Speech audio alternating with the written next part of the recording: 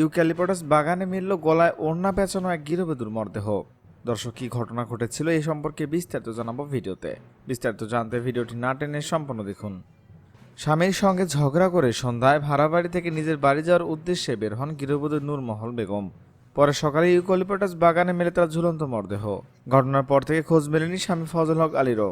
মঙ্গলবার দুপুরে সিরাজগঞ্জের রায়গঞ্জ উপজেলায় পূর্ব লক্ষ্মীকোলা এলাকায় নতুন দহ খালের পাশে ইউক্যালিপটাস গাছে ওড়না পেঁচানো অবস্থায় তার মরদেহ উদ্ধার করে পুলিশ।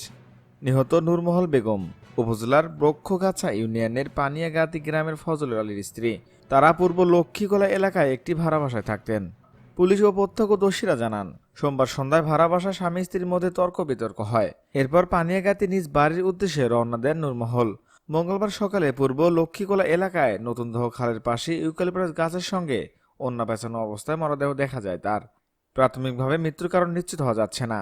ময়নাতদন্তের পরই এটি হত্যা নাকি আত্মহত্যা জানা যাবে। এদিকে ঘটনার পর থেকে নিহত স্বামী নিখোঁজ রয়েছে বলে জানান স্থানীয়রা।